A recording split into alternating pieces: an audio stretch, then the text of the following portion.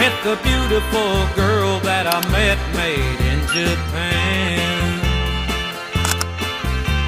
The beauty of her face was beyond my wildest dreams.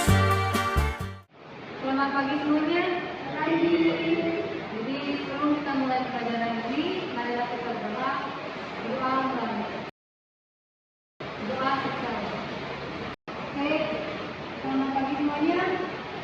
Kami dari kelompok 2 akan mempresentasikan topik dengan yaitu analisis kode etik guru sebagai lembaga profesionalisme dalam meningkatkan kualitas pendidikan serta pembentukan karakter peserta didik di era modern.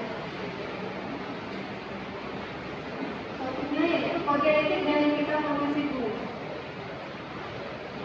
Yang pertama adalah apa itu etika profesi guru? Etika profesi guru adalah seperangkat norma, aturan, dan nilai moral yang mengatur perilaku guru dalam menjalankan tugasnya sebagai pendidik. Etika ini menjadi pedoman agar guru bertindak secara profesional, bertanggung jawab, dan menjaga martabat profesinya. Etika profesi guru diibaratkan sebagai sebuah kompas moral bagi seorang pendidik. Selanjutnya adalah peran dan kedudukan guru, yakni mendidik. Kedua adalah mengajar, selanjutnya membimbing, selanjutnya adalah mengarahkan, dan yang terakhir adalah melatih, menilai, dan mengevaluasi peserta didik. Selanjutnya adalah prinsip dari etika profesi guru, yakni kejujuran, kepercayaan, kesetiaan, menghormati orang lain, kepatuhan terhadap hukum, berbuat baik, dan menghindari bahaya bagi orang lain. Yang terakhir adalah akuntabilitas. Kemudian pentingnya dari etika profesi guru. Yang pertama adalah menjadi pedoman perilaku dalam bekerja dan bermasyarakat. Yang kedua adalah menjaga kehormatan dan martabat profesi guru. Yang ketiga mencegah tindakan menyimpang dalam tugas. Yang keempat adalah meningkatkan kepercayaan masyarakat terhadap guru. Kode etik guru. Kode etik guru adalah norma atau asas yang menjadi pedoman bagi guru Indonesia dalam bersikap dan berperilaku saat melaksanakan tugas profesinya sebagai pendidik, anggota masyarakat, dan warga negara. Sejarah perkembangannya yaitu pada tahun 1971 sampai 1973, yaitu tahap pelaksanaan pengusahaan. Kemudian pada November 1973 itu pengesahan di Kongres Legislatif ke-8 di Jakarta. Selanjutnya ya Juni 1979, penguraian di Kongres Legislatif ke-14. Dan yang terakhir adalah 2008, yaitu sesuai dengan penyempurnaan dari sesuai Undang-Undang Nomor 14 Tahun 2005 tentang guru dan dosen.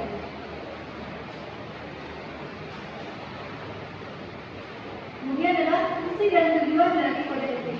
Pertama adalah fungsi kode etik. Yang pertama adalah sebagai pedoman profesionalitas. Artinya memberikan arahan tentang prinsip profesional bagi setiap guru. Yang kedua adalah pedoman profesionalitas, yaitu memungkinkan masyarakat mengawasi perilaku guru. Yang ketiga, menjaga integritas profesi, mencegah campur tangan pihak luar dalam hubungan etika profesi.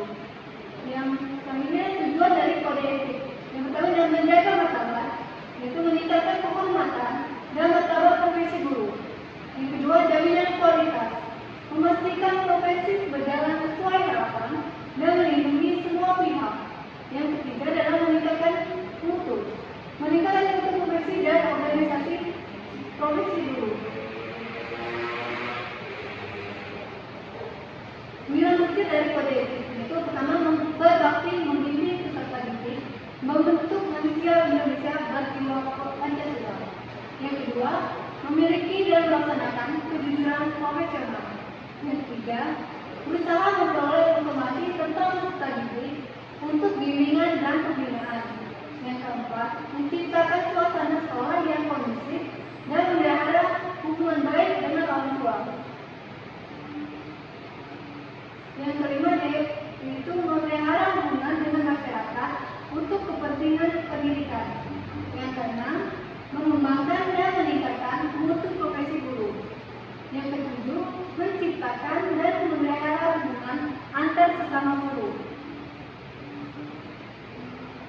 ke-8, memelihara dan meningkatkan mutu organisasi Persatuan Guru Republik Indonesia sebagai sarana pengabdian. Yang terakhir adalah melaksanakan segala kebijakan pemerintah dalam bidang pendidikan. Yang selanjutnya akan dijelaskan oleh teman saya. Silakan. Selanjutnya relasi guru dalam kode etik. Yang pertama yaitu hubungan dengan peserta didik, harmoni dalam musik, menciptakan iklim belajar yang kondusif, berperilaku empati, menerima siswa dalam bentuk apapun, menghargai peserta didik, kemudian memberikan pengamatan dalam taman kelas tersebut. Yang kedua yaitu hubungan dengan sejawat. Jadi sesama guru harus mempunyai hubungan yang baik. Contohnya, disinilah pendukung melalui konsultasi atau analisis bersama kebutuhan siswa. Jadi sesama guru itu harus mendiskusikan bagaimana menyelesaikan permasalahan dan kebutuhan dari peserta didik tersebut. Selanjutnya, yang ketiga hubungan dengan pimpinan. Jadi pimpinan dan guru itu masing-masing mempunyai kepercayaan. Yang pertama, misalnya si guru percaya sama pimpinan yang memberikan tugas tersebut karena berdasarkan kemampuan dari sang guru tersebut. Sedangkan si pimpinan percaya kepada guru yang dia berikan tugas karena menurut pimpinan itu guru tersebut mampu menyelesaikan tugasnya dengan baik dan bertanggung jawab. Yang keempat yaitu hubungan dengan masyarakat. Kita sebagai seorang guru harus memelihara hubungan baik dengan masyarakat karena itu akan berdampak pada sekolah tempat kita mengajar. Ketika perilaku kita itu positif di lingkungan masyarakat, maka masyarakat tersebut akan memandang sekolah tersebut baik. Selanjutnya, tantangan baru. Jadi guru itu mempunyai kewajiban untuk menguasai teknologi. Contohnya pada era saat ini, teknologi itu sudah berkembang sangat pesat. Berdasarkan Undang-Undang Nomor 14 Tahun 2005, termasuk pengaplikasian media pembelajaran berbasis teknologi informasi dan komunikasi. Jadi guru itu diwajibkan untuk menguasai bagaimana penggunaan teknologi di era sekarang. Implementasi dalam pembelajaran online tentunya kita harus menjaga etika komunikasi digital, menjaga kesopanan dan profesionalisme dalam teknologi learning dan media sosial pendidikan. Yang kedua yaitu kompetensi digital, penguasaan teknologi pembelajaran untuk memberikan pengalaman belajar yang berkualitas. Ketika seorang guru bisa mengajarkan teknologi tersebut kepada si siswanya, maka siswa tersebut akan mendapatkan pengalaman belajar yang berkualitas dari sebelumnya. Yang sebelumnya belum bisa menggunakan teknologi, kalau diajarkan oleh seorang guru tersebut, maka mereka mendapatkan pengalaman baru. Nah, yang ketiga yaitu keamanan data siswa. Tentunya kita sebagai seorang guru harus bisa melindungi privasi atau data pribadi peserta didik dalam sistem kita. Selanjutnya, relevansi di konteks 2021. Yang pertama yaitu integritas di ruang digital. Guru itu sebagai role model siswa di media sosial. Jadi kita sebagai seorang guru harus berhati-hati ketika menggunakan sosial media. Jadi kita harus membuat mungkin konten motivasi, jangan sembarangan membuat konten. Karena kita tidak tahu di zaman sekarang anak-anak sudah mempunyai handphone semuanya, jadi kita tidak tahu mereka itu sudah stalking akun kita atau belum. Jadi kita harus jaga etika dalam bersosial media. Yang kedua, pembelajaran hybrid, yaitu menggabungkan tatap muka dan online dengan tetap menjaga standar etika. Jadi ketika kita mengajarkan siswa kita mau tatap muka atau secara daring, itu kita harus menjaga etika sebagai etika profesi guru secara profesional. Nah, yang ketiga, penggunaan AI itu secara etis dan bertanggung jawab. Di era sekarang menurut saya penggunaan AI itu sangat penting karena kita harus mengikuti perkembangan teknologi. Menurut saya, kalimat yang mengatakan saya tidak mau menggunakan AI itu seharusnya tidak dikatakan karena perkembangan teknologi itu harus diikuti. Semakin teknologi berkembang, kita tidak boleh ketinggalan informasi apalagi penggunaan AI, jadi itu wajib diketahui. Nah, kemudian tantangan era modern, transformasi digital, yaitu adaptasi etika di ruang digital dan AI seperti yang saya jelaskan sebelumnya. Kemudian pembelajaran hybrid itu menjaga standar etika online dan offline, jadi mau online atau offline tetap jaga etika kita sebagai seorang pengguna. Kemudian yang ketiga, pengawasan masyarakat. Media sosial meningkatkan transparansi. Itu adalah bagaimana kita menggunakan sosial media dengan baik. Selanjutnya, dampak positif ketika kita tidak melanggar kode etik guru, maka dampak positifnya yang pertama, profesionalisme meningkat. Jadi guru itu mempunyai pedoman dalam bertindak dan berperilaku secara profesional.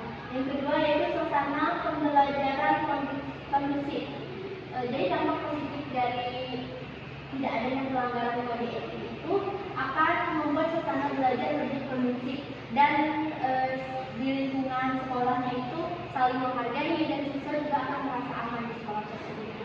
Kemudian yang ketiga, kepercayaan masyarakat. Jadi kita tidak boleh mengecewakan kepercayaan masyarakat karena itu akan berdampak besar pada sekolah tempat kita belajar. Yang keempat yaitu mutu pendidikan terjaga. Standar kualitas pembelajaran dan pengajaran tetap tinggi. Dampak positifnya ketika kita menerapkan tidak melanggar kode etik, maka standar kualitas pembelajaran dan pengajaran di sekolah tersebut lebih berkualitas atau lebih tinggi. Kemudian dampak pelanggaran yang pertama yaitu menurunkan martabat. Tentunya ketika kita melanggar kode etik, maka martabat atau wibawa kita sebagai seorang guru itu akan menurun dipandang oleh masyarakat. Kemudian yang kedua, diskriminasi dan penyalahgunaan. Praktik tidak adil, penyalahgunaan wewenang atau pemerasan ini bisa terjadi ketika kita sudah melakukan pelanggaran kode etik tersebut. Pemerasan yang dimaksud itu seperti hal yang merugikan siswa, misalnya pungli atau lainnya. Kemudian yang ketiga, pembelajaran tidak efektif, maka berdampak pada siswa, orang tua, dan kualitas pendidikan secara keseluruhan. Kemudian dampak pelanggarannya tentu ada sanksi sosial, teguran hingga sanksi dari organisasi seperti PBRI. Jadi ketika melanggar kode etik, maka adanya sanksi, teguran atau bisa juga langsung diberhentikan dari sekolah. Misalnya, sebelum kami lanjutkan ke bagian conclusion, kesimpulan, apakah ada pertanyaan? Oke, itu penjelasan dan pemaparan dari kelompok tadi. Dan ini saya akan membacakan kesimpulan dari presentasi hari ini, yaitu etika profesi guru merupakan landasan moral yang wajib dipegang oleh setiap pendidik dalam menjalankan tugasnya secara profesional dan tanggung jawab. Melalui kode etik, guru memiliki pedoman yang jelas dalam membangun hubungan yang baik dengan peserta didik, serta sejawat, pimpinan, dan masyarakat, sehingga tercipta tingkat pendidikan yang kondusif dan berkualitas.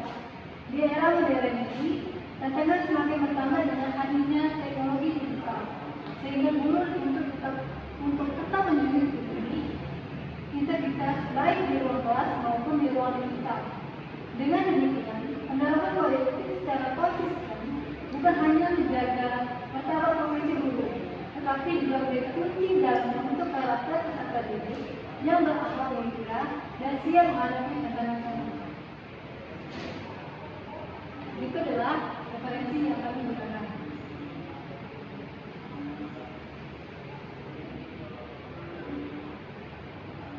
Sekian presentasi dari kami dari hari ini. Kami minta maaf jika ada kesalahan kata dan kurang lebih kami ucapkan terima kasih. Selamat pagi. Selamat pagi.